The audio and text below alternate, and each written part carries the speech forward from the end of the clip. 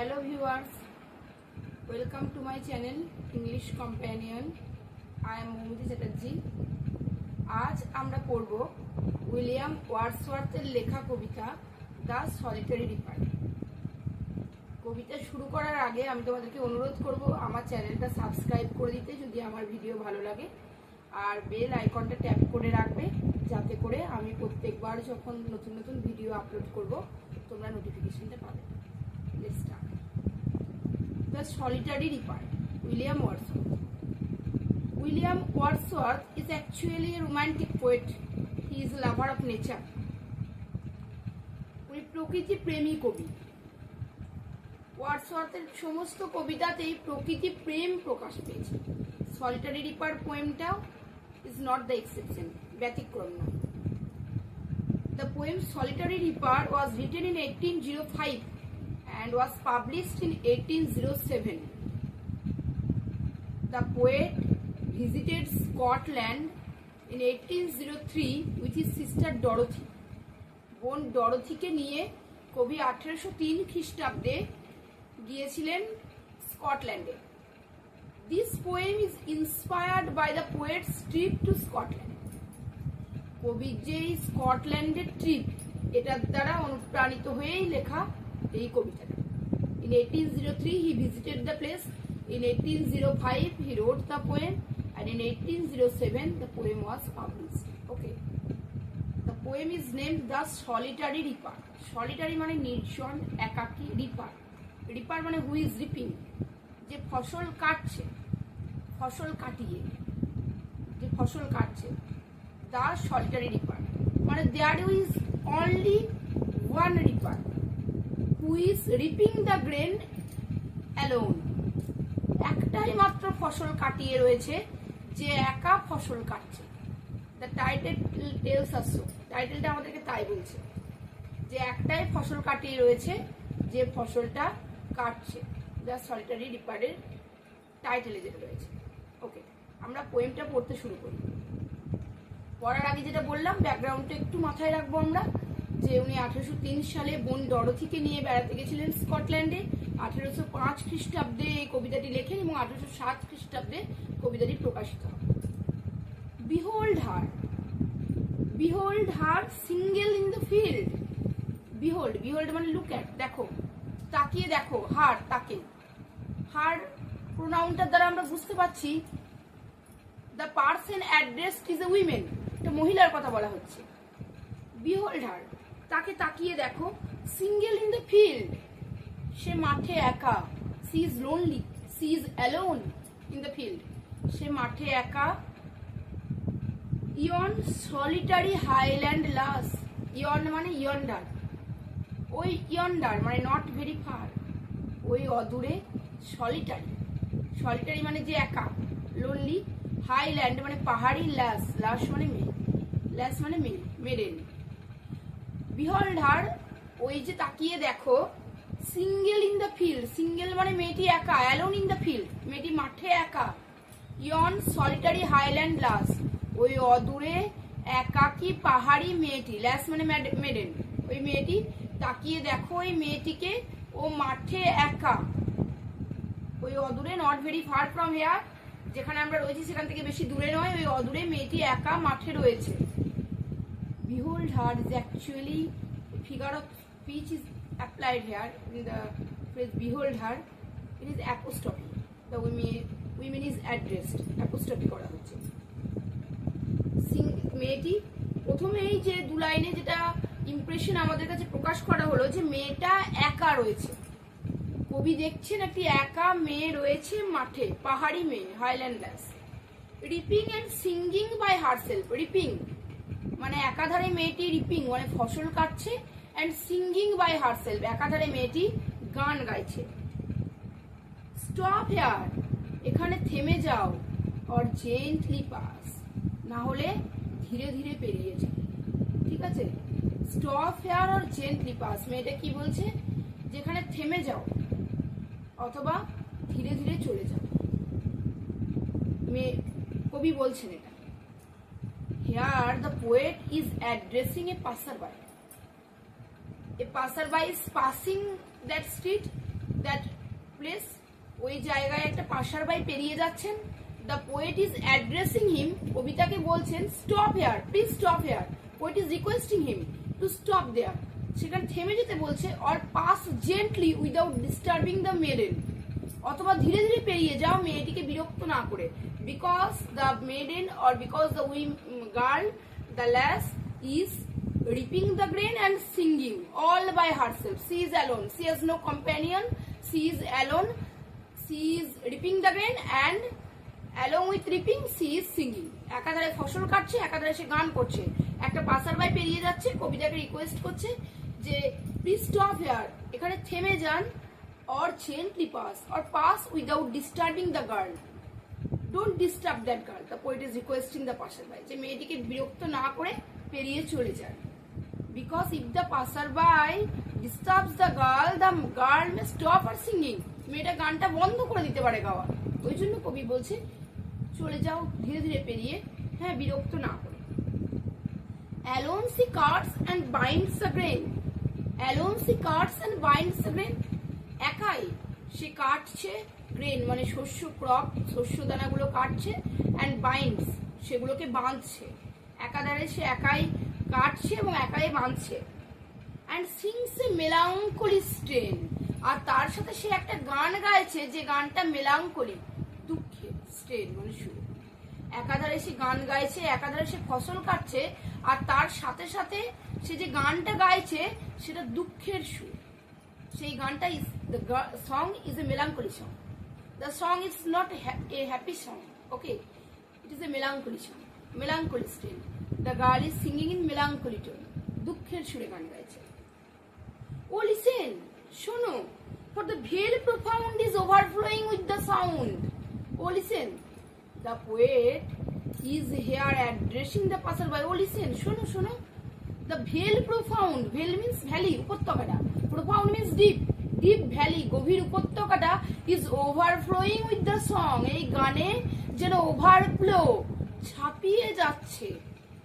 Here is, here imagine the image of a liquid, okay, তরল, একটা তরলের ইমেজকে মনে মনে ভাবো, যে একটা তরল just like water or somewhat else, তরল যেমন কোনো কিছুকে ওভারফ্লো করে যায়, যেমন করে আমরা যখন ট্যাঙ্কে জল তুলি, হ্যাঁ, তখন ওই জলটা যেমন ওভারফ্লো হয়ে যায়, তেমনি it is as if the deep valley is overflowing with the song of that maiden.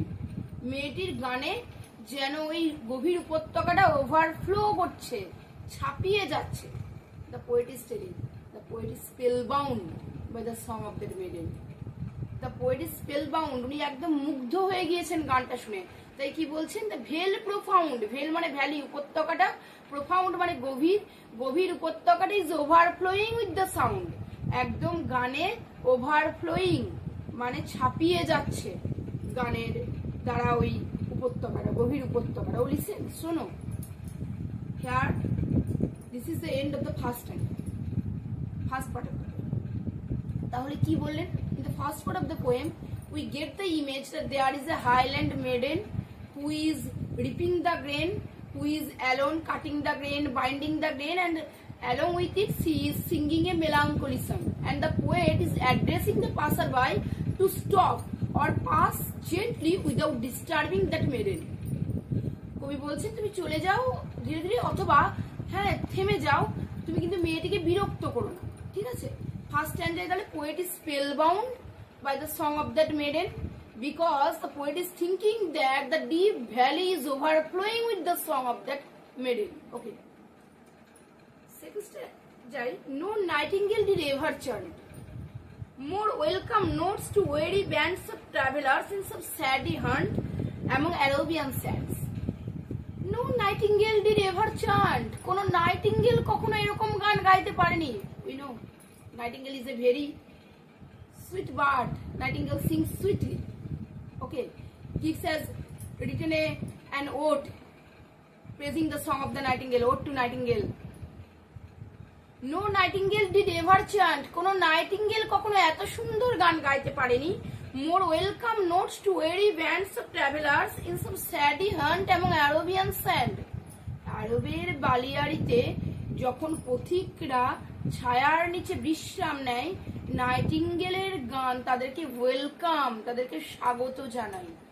Okay, to those travellers, to those weary, to those tired, weary মানে ওয়েরি অর্থ হলো ক্লান্ত, to those tired travellers who take rest under some shade in Arabian sand, Nightingale's song welcomes them.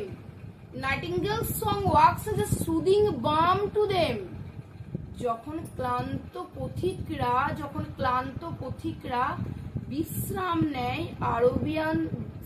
Arabian বালিয়াড়িতে ছায়ার তলায়, তখন নাইটিঙ্গেলের গান তাদেরকে কি করে? তাদেরকে ওয়েলকাম করে, স্বাগত জানায়। It is as if the song of the nightingale works as a welcome note to those travelers who take rest under some shade in Arabian sands. But this girl's song is more thrilling than that of the song of the nightingale. The poet is of the point, or the poet is here asserting that the song of the nightingale is not more sweeter than the song of this maiden. The maiden is singing more sweetly than that of nightingale. A voice so thrilling never was heard in springtime from the cuckoo bird. We know that cuckoo sings very sweetly in spring. বসন্তে কোকিলের গান খুব মিষ্টি, আমরা জানি। The poet is here telling us that no cuckoo in springtime can sing more sweetly than this maiden. যে এই মেয়েটির থেকে কোনো কাকু কখন সুন্দর গান গাইতে পারবে না। The girl is singing more sweetly than any nightingale or any cuckoo in springtime. Okay. Breaking the silence of the seas among the farthest Hebrides. Hebrides a group of islands. Deep, একগুচ্ছ deep Hebrides. Breaking the silence of the seas. The maiden's song, the girl's song is breaking the silence of the sea among the Hebrides. ওই দূরে গুচ্ছ হেব্রাইড মানে group of island, ওই অনেক দ্বীপের মানে সম্মিলিত দ্বীপের অংশে সমুদ্রের নিস্তব্ধতাকে ভেঙে দিচ্ছে এই মেয়েটির গান। The girl is singing so sweetly that it is breaking the silence of the seas among the farthest Hebrides. What is the theme of the second stanza? In the second stanza, the poet is comparing the song of that maiden to the song of nightingale and cuckoo in springtime. The poet's note of comparison is that the nightingale's song is very sweet. When some travelers take rest under some shade in Arabian desert, nightingale's song works as a welcome note to that weary group of travelers. And cuckoo sings sweetly in springtime. A cuckoo's song is very sweet in springtime, but the poet is of the point, the poet is of the opinion that this girl's song is more sweet, is sweeter, or is more beautiful, more melodious than the song of the nightingale or the song of the cuckoo bird in springtime. And the girl is singing so sweetly that her song is breaking the silence of the seas among the farthest Hebrides. আমরা একটু বাংলাটা দেখিনি, যে কোনো nightingale এত সুন্দর গান গাইতে পারবে না ক্লান্ত পথিকদেরকে স্বাগত জানানোর জন্য, যারা স্যাডি হন্ট মানে যারা বিশ্রাম নেয় কোনো ছায়ার তলায় আরবিয়ান বালিয়াড়িতে, তাদেরকে স্বাগত জানানোর জন্য কোনো নাইটিঙ্গেলই এত সুন্দর গান গাইতে পারবে না। অথবা কোনো বসন্তে কোকিলের গান মিষ্টি লাগে, কিন্তু কোনো কোকিলই কোনোদিন এত মিষ্টি গান গাইতে পারবে না যেমনটি এই মেয়েটি গাইছে। মেয়েটির গানটা কি করছে? মেয়েটির গানটা সমুদ্রের নিস্তব্ধতাকে ভেঙে দিচ্ছে দ্বীপপুঞ্জের মধ্যে। ঠিক আছে, third style. Will no one tell me what she sings? Will no one tell me what she sings? What a language! What a language!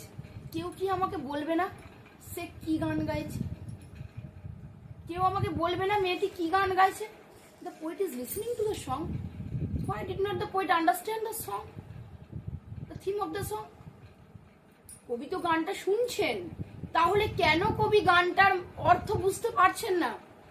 উনি জিজ্ঞেস করছেন, will no one tell me what she sings, কেউ আমায় বলবে না মেয়েটি কি গান গাইছে? Perhaps the plaintive numbers flow, plaintive numbers মানে হয়তো সে দুঃখের গান গাইছে, প্লেন্টিভ মানে স্যাড, মেলাঙ্কলি, হয়তো সে দুঃখের গানে মানে দুঃখের সুর, অগণিত দুঃখের সুর বয়ে যাচ্ছে তার গানে। For old unhappy far off things, হয়তো কোনো পুরনো অসুখী, ফার অফ থিংস অনেক আগের ঘটে যাওয়া কিছু, অ্যান্ড ব্যাটেলস লং এগো, হয়তো অনেক আগের কোনো যুদ্ধ। Or is it some more humbly, humbly means ordinary matter, অথবা এটা কি কোনো সাধারণ বিষয়? ফ্যামিলিয়ার ম্যাটার অফ টুডে, যেটা আজকের খুব পরিচিত, যেগুলো আজকের দিনে খুব পরিচিত। The poet is guessing the subject matter of the girl's song. মেয়েটির গানের বিষয়বস্তু কি হতে পারে কবি অনুমান করার চেষ্টা করছেন। কবি বলছে, will no one tell me what she sings, মেয়েটি কি গান করছে কেউ আমায় বলতে পারবে না? আমার মনে হচ্ছে তার গানের দুঃখের সুর বয়ে যাচ্ছে, হয়তো কোনো পুরনো অসুখী অনেক আগে ঘটে যাওয়া জিনিস নিয়ে এসে গান গাইছে, অথবা ব্যাটেলস লং এগো কোনো দূরে আগে ঘটে যাওয়া যুদ্ধ নিয়ে। অর ইজ ইট সাম মোর হাম্বেললে, নাকি কোনো অর্ডিনারি ম্যাটার, হাম্বেললে মানে কোনো সাধারণ বিষয় নিয়ে গান গাইছে, ফ্যামিলিয়ার ম্যাটার অফ টুডে, যেগুলো আজকের দিনের খুব ফ্যামিলিয়ার ম্যাটার, খুব পরিচিত বিষয়বস্তু। সাম ন্যাচারাল সরো, নাকি কোনো স্বাভাবিক দুঃখ, লস অর পেন, কোনো লস, হারিয়ে যাওয়া কিছু বা যন্ত্রণা, that has been and maybe again, যেগুলো আগে হয়ে গেছে অথবা হয়তো আবার হতে পারে। The poet does not understand the theme of the song of that maiden, so the poet is guessing, the poet is trying to guess what the song is about or what is the theme of the song. কবি কেন তাহলে বুঝতে পারছেন না মেয়েটি কি জন্য গান গাইছে? The poet has gone to visit Scotland. The girl is a Scottish girl, Scottish Highland girl. The girl is singing in Gaelic dialect, G-A-E-L-I-C, Gaelic dialect, Gaelic ভাষায় গান গাইছে, that is a regional language, সেখানকার আঞ্চলিক ভাষা। That's why the poet does not understand the song of the girl, the meaning of the song of the girl, the theme of the song of the girl. The poet does not understand because the girl is singing in Gaelic dialect. মেয়েটি gallic ভাষায় গান গাইছে, ওই জন্য কবি বুঝতে পারছে না যে কবি মানে বিষয়টা কি তার গানের, এটা কবি বুঝতে পারছে না, কারণ মেয়েটি তাদের আঞ্চলিক ভাষা গেলিক ভাষায় গানটি গাইছে। তাই কবি অনুমান করছেন গানটার বিষয়বস্তু কি হতে পারে। নেক্সট স্ট্যান্জা 3 তে কি দেখা গেল? স্ট্যান্জা 1, the poet is overwhelmed, poet is spellbound by the song of that girl, the poet is requesting the passerby not to disturb the girl. In the second stanza, the poet is comparing the song of the girl to the song of the nightingale and cuckoo bird. In the third stanza, the poet is trying to guess the subject matter of the song of the girl, because the girl is singing in a Gaelic dialect, which is a regional language, and the poet cannot understand Gaelic dialect. So the poet does not understand the theme, and that's why he is trying to guess, অনুমান করার চেষ্টা করছে। Last stanza, whatever the theme, the maiden sang, যাই হোক গানের বিষয়বস্তু, মেয়েটি গান গাইছে। As if her song could have no ending, যেন মনে হচ্ছে তার গানের কোনো শেষ নেই। The poet is so overwhelmed, poet is becoming so spellbound that the poet is thinking that her song has no ending. The poet is thinking that her song is continuing. কবি ভাবছে তার গানটা চলছে, অবিরাম চলছে। her song has no ending, কবি মনে করছে মেয়েটির গানের কোনো শেষ নেই। I saw her singing at her work, আমি দেখলাম মেয়েটি গান গাইছে কাজ করতে করতে। and over the sickle bending, over the sickle bending বলতে বাঁকানো কাস্তে নিয়ে কাজ করছে সে। sickle bending, when we will read sonnet number 116 by Shakespeare এর, যখন 116 পড়বো সনেট, ওখানেও দেখবো সিকেলকে কাছ থেকে বেন্ডিং মানে বাঁকানোর কাস্তে বলা হয়েছে। আমরা যারা গ্রামে থাকে তারা আরো সহজে বুঝতে পারবে যে কাস্তে তো বাঁকানো একটু কার্ভ টাইপের দেখতে হয়, ওই জন্য সিকেল বেন্ডিং বলছে যে মেয়েটি নিচু হয়ে কাস্তে নিয়ে কাজ করছে, গান একদিকে কাজ করছে আর কাজের সঙ্গে সঙ্গেই গান করছে। I listened, আমি শুনলাম, motionless and still, আমি শান্ত নিশ্চল হয়ে শুনলাম। কবি কিভাবে শুনলেন? Motionless. The poet is becoming motionless. He cannot make any movement, he cannot move. উনি চলে যেতে পারছেন না, উনি কোনো মুভমেন্ট করতে পারছেন না। Poet is becoming motionless, still, শান্ত নিশ্চল হয়ে কবি শুনছেন। And as I mounted up the hill, যখন আমি পাহাড়ের ওপর উঠে গেলাম, the music in my heart I bore long after it was heard no more. Reaction of the poet after listening the song. কবি বলছে music in my heart I bore, মেয়েটির গানটা আমি আমার হৃদয়ে বহন করলাম। Long after it was heard no more, যখন এই গানটা আর শোনা যাবে না, I will listen to the song through my heart. The song will be stored up in my heart, আমার হৃদয়ে গানটা রাখা থাকবে, আমার হৃদয়ে ভরা থাকবে গানটা, এবং আমি আমার হৃদয় দিয়ে গানটা শুনবো। The girl will not sing eternally, okay, মেয়েটি তো চিরকাল গানটা গাইবে না। The song will end at a time, গানটা একসময় শেষ হবে। And when the song will end, when the poet can't listen to the song of that maiden, the poet will listen to that song through her heart. কবিতার হৃদয় দিয়ে গানটা শুনলেন। Long after it was heard no more, যখন গানটা শোনা যাবে না, উনি গানটা হৃদয় দিয়ে শুনলেন। That's why the poet has stored that song in his heart. কবিতাটা উনি, এই গানটা উনি ওনার হৃদয়ে বললেন। Wordsworth is a lover of nature. That's why he is praising the song of the bird. He is overwhelmed, he is spellbound, and he is bearing the song in his heart. উনি হৃদয়ে বহন করছেন গানটা। যখন গানটা শোনা যাবে না, তখনও উনি গানটা হৃদয় দিয়ে শুনবেন। ওকে, তাহলে এবার একটু আমরা টাইটেলটা নিয়ে আলোচনা করি। স্ট্যান্ডা ওয়াইজ যদি আমরা ভাবি, চারটে স্ট্যান্ডায়, তাহলে first স্ট্যান্ডা is about the poet, about the fact that the poet is listening to the song of that maiden. কবি মেয়েটির গান শুনছেন, কবি গানটা ভালো লাগছে, কবি পাসার বাইকে রিকোয়েস্ট করছেন not to disturb that maiden, stop there or gently pass. ঠিক আছে।